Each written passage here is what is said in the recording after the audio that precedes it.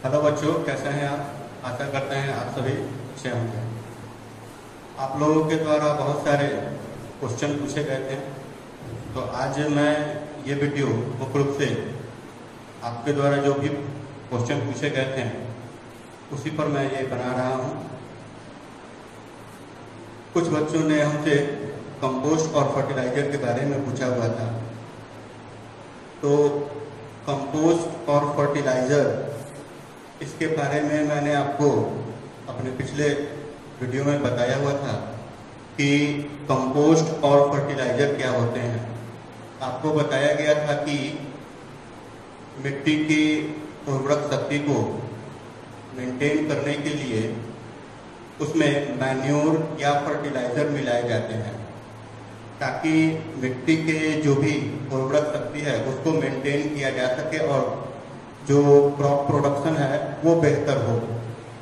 तो इसी में आपको ये कंपोस्ट एक नेचुरल ये मैन्योर हो जाता है, ठीक है ना। तो कंपोस्ट क्या होता है? Vegetable peels, straw, hay, plant fibre, animal waste, husk, kitchen refuse और sewage waste are dumped in a pit and covered with soil. After a few months, these material get decomposed by soil bacteria and other microbes and forms compost. तो compost क्या होता है?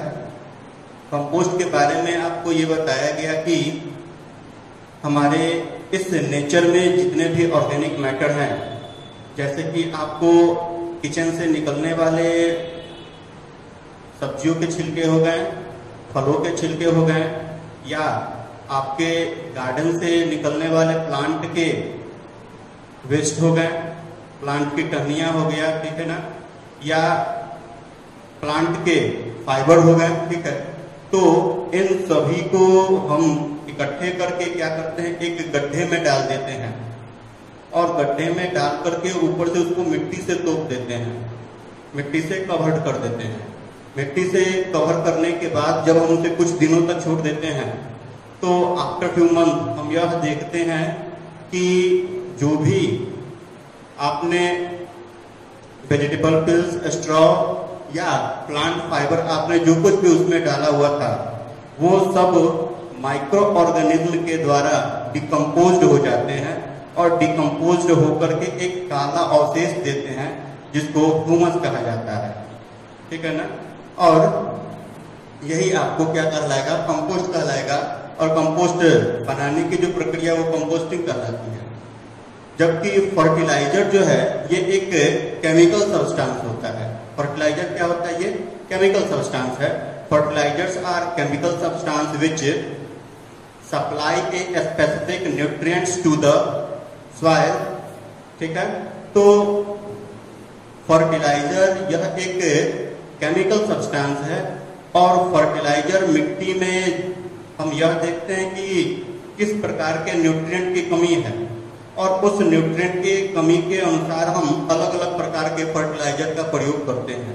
कुछ example जैसे कि urea, super phosphate, NPK मुख्य रूप से आपको ये नाइट्रोजन, फास्फोरस और पोटेशियम इसका फुल फॉर्म हुआ। तो ये आपका कंपोस्ट और फर्टिलाइजर हुआ, ओके। तो अब हम लोग इसमें डिफरेंस देख लेते हैं।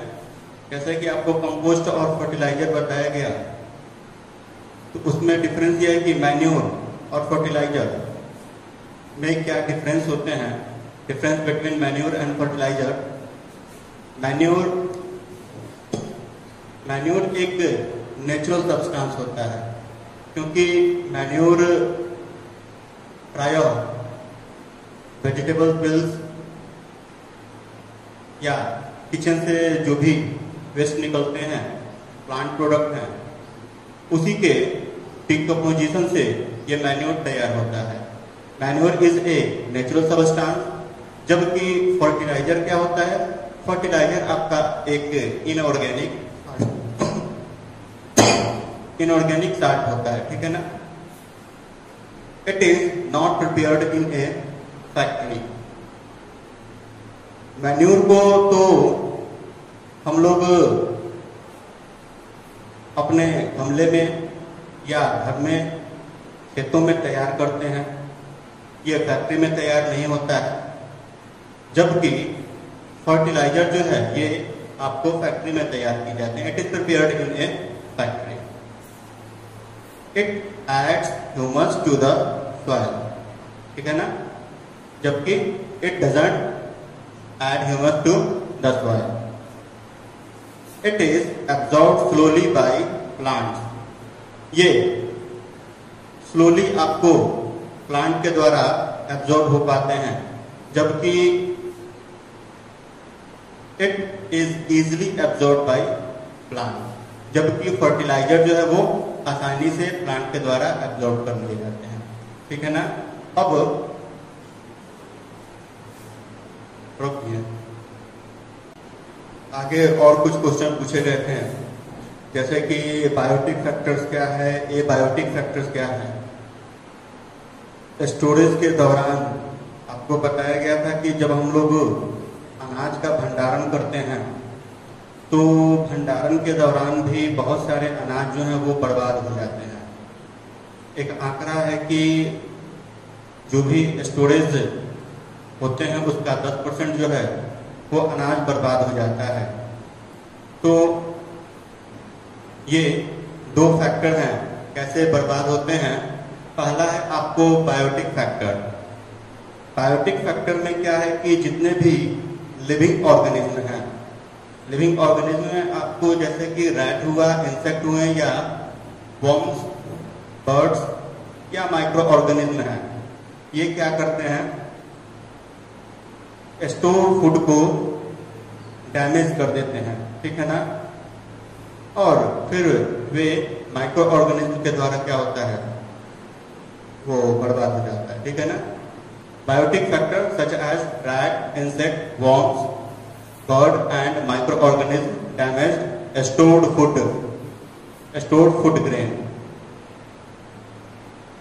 Rat, insect, worms, birds, microorganism के द्वारा स्टोर्ड फूड जो है वो, स्टोर्ड ग्रेन जो है वो डैमेज हो जाते हैं।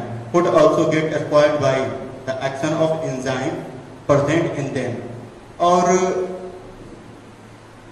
भोजन में, ये ग्रेन में जो एंजाइम होते हैं, एंजाइम के एक्शन के द्वारा भी ग्रेन जो है वो प्राय बर्बाद हो जाते हैं, ठीक है ना।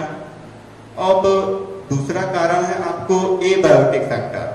ए बायोटिक फैक्टर में है जैसे कि टेम्परेचर हुआ, ह्यूमिडिटी, सनलाइट या डैमेज कंटेनर हो गया। सपोज कीजिए कि अनाज का भंडारण जो किया गया है वो एक ग्रेनरी में, या जब भंडारण करते हैं तो हम लोग जूट के बैग में उसे डाल देते, पैक कर देते हैं और पैक करके उसको ग्रेनरीज में रखते हैं। या सिलोज का भी प्रयोग किया जाता है। सिलोज एक प्रकार का स्टील का बना हुआ टैंक होता है, उसमें भी अनाज का भंडारण किया जाता है। तो अगर हम सही ढंग से अनाज का भंडारण नहीं करते हैं, यूं ही अगर फर्श से अनाज को अगर रख दिए हैं तो क्या होता है कि नीचे से जो बैग हैं, जूट के जो बैग हैं वो मॉइस्ट हो जाते हैं।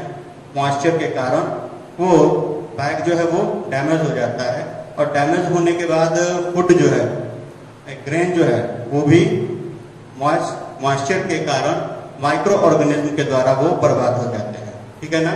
तो टेम्परेचर, ह्यूमिडिटी, सनलाइट और डैमेज कंटेनर।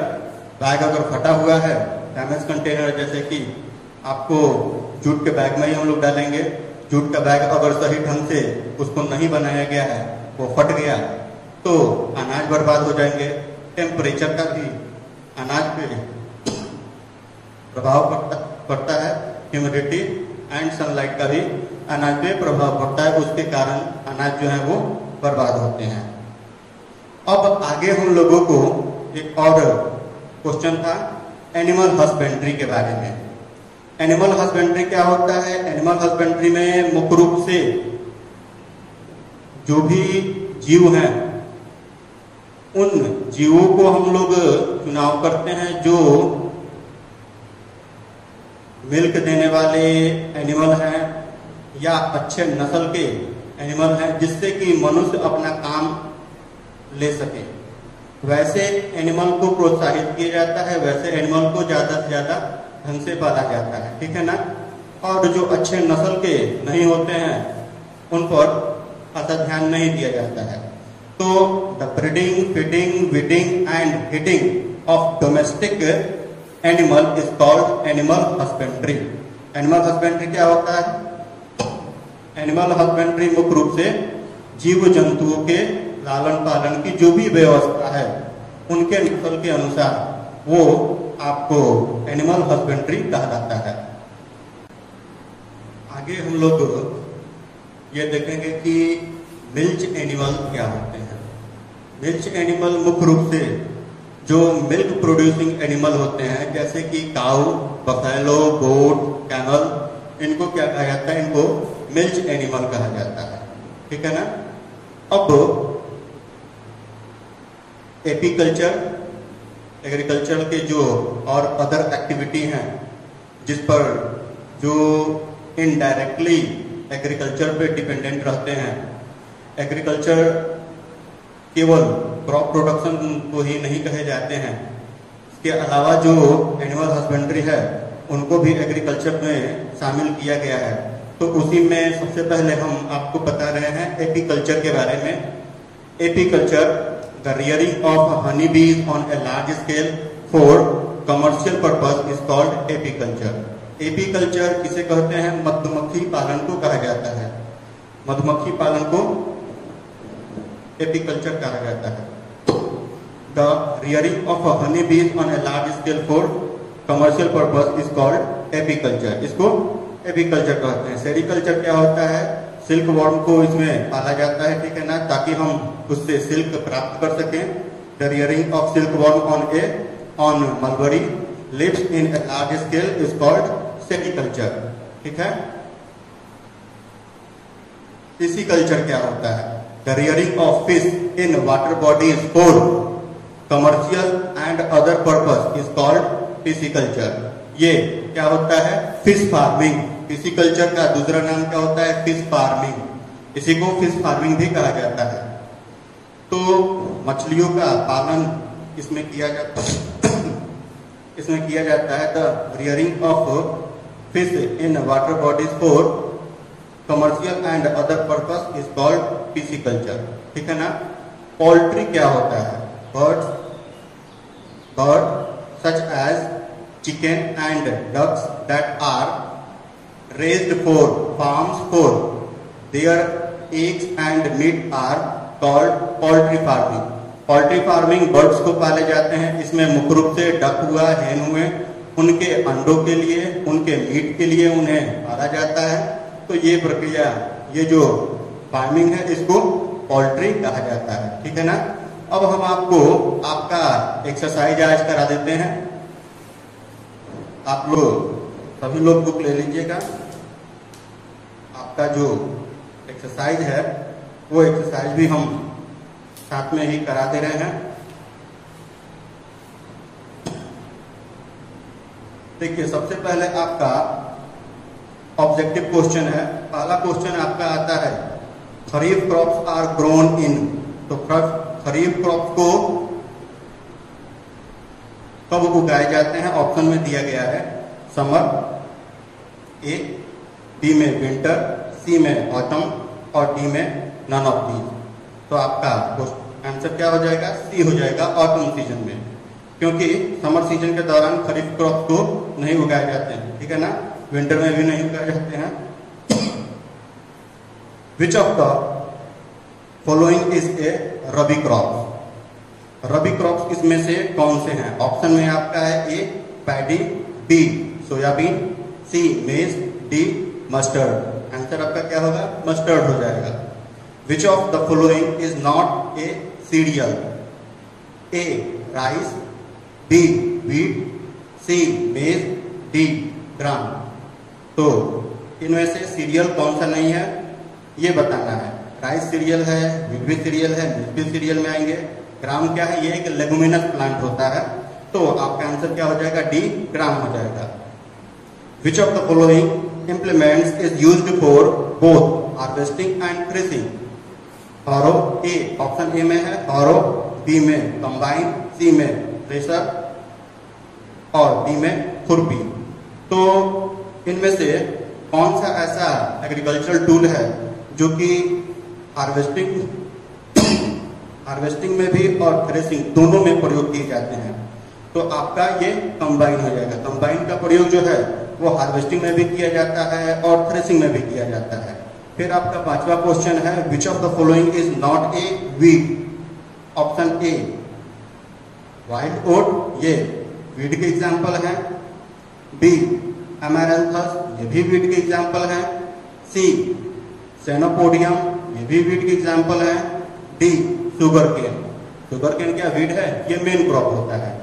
तो आपका आंसर क्या हो जाएगा, डी शुगर केन हो जाएगा। C natural method is soil, question number 6 है ये।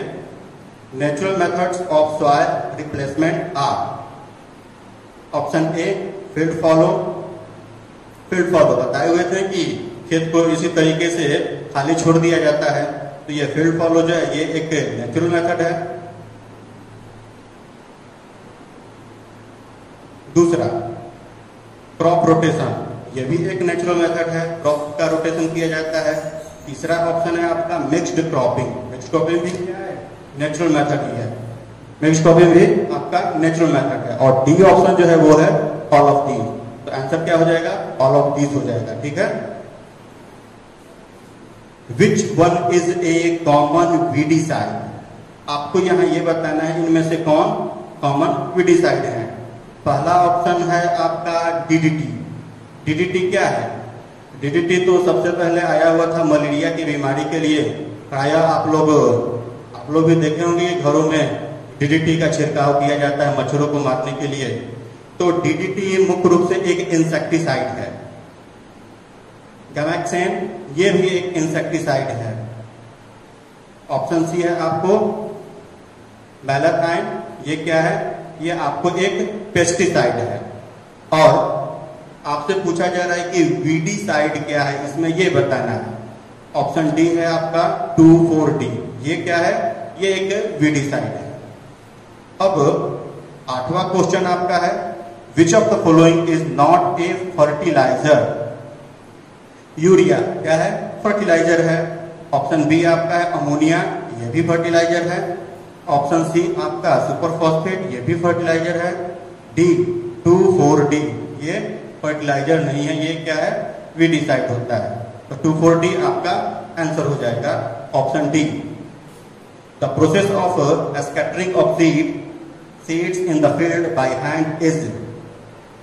सीड ड्रिलिंग, ऑप्शन ए में है सीड ड्रिलिंग। ऑप्शन बी में आपका है थ्रेसिंग। ऑप्शन सी है आपका ट्रांसप्लांटिंग और ऑप्शन डी है आपका ब्रॉडकास्टिंग। तो आपको बताया गया था कि हाथों से जब हम लोग इस तरीके से बीज का छिड़काव करते हैं तो यह प्रक्रिया क्या कहलाता है, ब्रॉडकास्टिंग कहलाता है। The rearing of honey be on a large scale is called apiculture. यहां भी आपको बताया गया है एपीकल्चर उसको कहा जाता है, ठीक है ना। ऑप्शन में दिया गया है सेरिकल्चर, पिसिकल्चर, एपीकल्चर और एक्वाकल्चर, ठीक है ना। अब आपका बी जो है वो फिल इन द ब्लैंक्स है। Fill in the blanks, barley is a dash crop. कौन सा क्रॉप है, ये रबी क्रॉप है। ऑप्शन में दिया गया है आपको रबी और खरीफ, क्या हो जाएगा, रबी होगा। The process of loosening and turning of the soil is called ploughing, levelling. अगर हम लोग मिट्टी को लूज कर रहे हैं तो ये प्रक्रिया क्या कहलाता है, प्लाविंग कहलाता है। लूजिंग टर्निंग क्या कहलाता है, प्लाविंग कहलाएगा। तीसरा है आपका dash enhance the water holding capacity of the soil. Water holding capacity को कौन मेंटेन कर, enhance the water holding capacity of the soil. मिट्टी के जो वाटर होल्डिंग की कैपेसिटी को कौन बढ़ाता है, मैन्योर या फर्टिलाइजर? तो मैन्योर क्या करता है, मिट्टी को स्पंजी बना देता है और जिसके कारण वो पानी को ज्यादा देर तक होल्ड करके रखता है।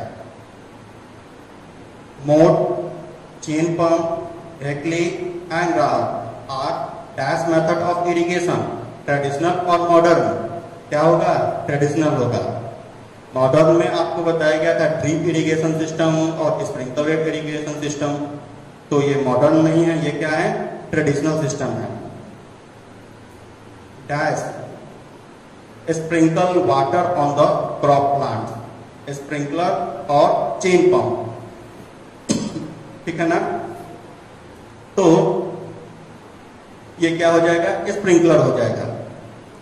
जो भी लोग बुक नहीं लिए हैं वो कॉपी में जो भी आंसर बता रहे हैं इसको नोट कर लीजिएगा। अब अपने जो भी होमवर्क की कॉपी है उसमें नोट कर लीजिएगा। क्वेश्चन नंबर 6 आपका है, silos and granaries are used for storing dash dash produce, large scale और स्मॉल स्केल। तो सिलोस और ग्रेनरीज, सिलोस और ग्रेनरीज का प्रयोग लार्ज स्केल में अनाज को स्टोर करने के लिए किया जाता है।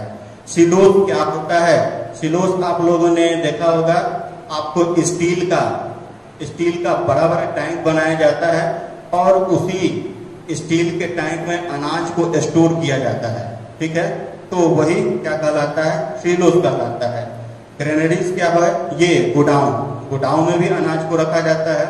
तो ये लार्ज स्केल में किए जाते हैं, स्मॉल स्केल में नहीं होता है। ये स्मॉल स्केल में आपको फ्रूट को, वेजिटेबल्स को, इसको स्टोर किया जाता है आपको कोल्ड स्टोरेज में, ठीक है। प्रतिदिन उसमें मार्केटिंग होते हैं, सब्जी को, फलों को लोग खरीद करके ले जाते हैं। लेकिन सिलोज और ग्रेनरीज में लार्ज स्केल में एक ही बार में अनाज को स्टोर कर दिया जाता है। पटना का जो गोल घर है उसको भी आप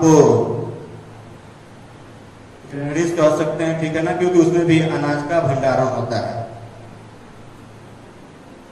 क्वेश्चन नंबर 7 आपका है, मेटाक्लोर इज यूज्ड एज ए, मेटाक्लोर क्या है, यह एक हर्बिसाइड होता है।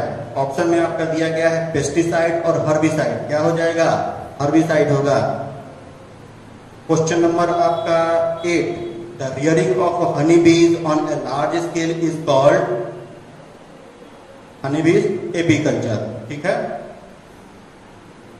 अब सी है, true and false, drip system of irrigation is the best technique for watering fruit orchards, क्या होगा, ट्रू हो जाएगा।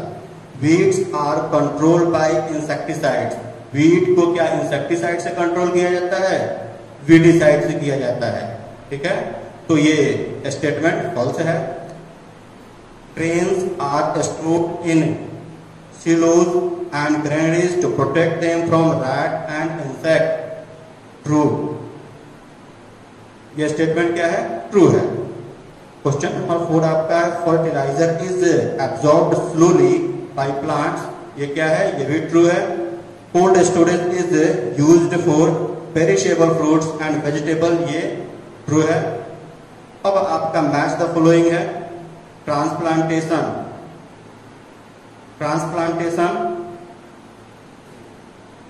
एक मिनट, इसको हम लिख करके बता देते हैं, लिख करके इसको बताते हैं।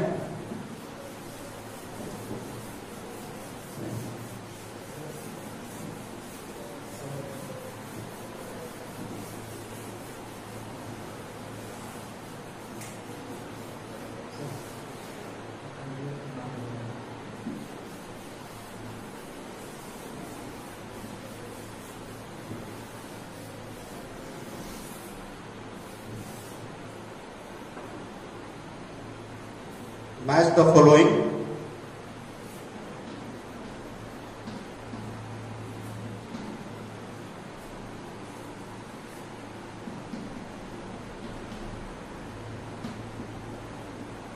Match the following. आपका पहला है ट्रांसप्लांटेशन,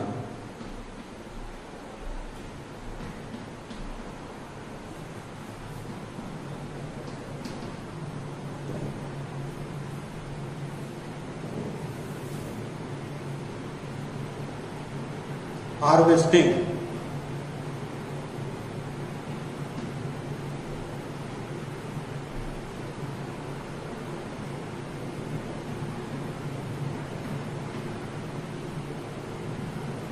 फर्टिलाइजर,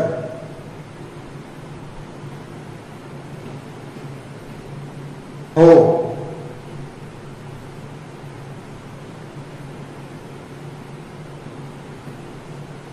पैडी, इधर आपका ए ऑप्शन में हो जाएगा खरीफ,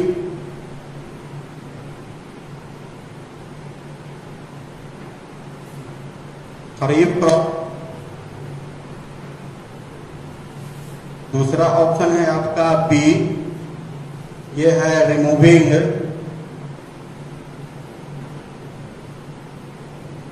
removing weeds and loosening of soil.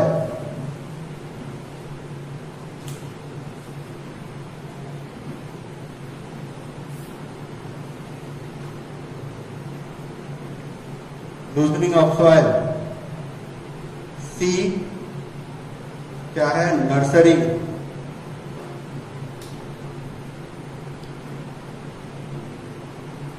Nurseries. ये क्या है, cutting of crop.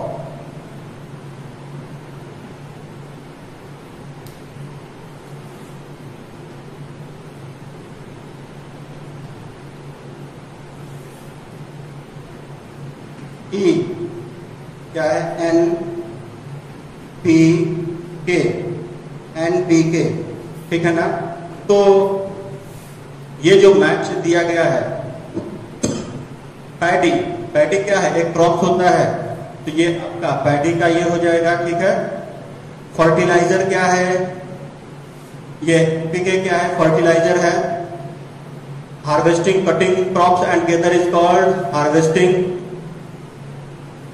Transplantation, nursery से जब हम प्लांट को लेकर के आते हैं, नर्सरी से प्लांट को लेके आते हैं और अपने गार्डन में लगाते हैं, तो ये प्रक्रिया क्या कहलाता है, ट्रांसप्लांटेशन कहलाता है। Removing weeds and losing of soil, ये आपको होप के माध्यम से फार्मिंग किया जाता है। तो इसमें हम मिट्टी को अगर लूज करना हो या वीड्स को हटाने हो, वीड्स को हटाने के लिए इसका प्रयोग किया जाता है, ठीक है। अब आगे जो क्वेश्चन है वो आपके वन वर्ड के हैं। जैसे कि दिया गया है कि एक वीड का आप एग्जाम्पल बताइए, तो एक अगर वीड का एग्जाम्पल कहा जाए तो ग्रास ले लीजिए, ये बहुत ही सिंपल एग्जाम्पल हो जाएगा। What is the process of shifting baby plant to the main field called. Baby plant को आपने नर्सरी से बेबी प्लांट खरीद लिया, उसे लेकर के आए और अपने मेन फील्ड में लगा दिए, तो यह प्रक्रिया क्या कहलाता है, ट्रांसप्लांटेशन कहलाता है। Right any one source for water irrigation, water irrigation के कोई एक सोर्स को बताना है तो ड्रिप इरिगेशन सिस्टम लिख सकते हैं। Write any one source of water irrigation, drip irrigation. The process of scattering seeds manually in the field.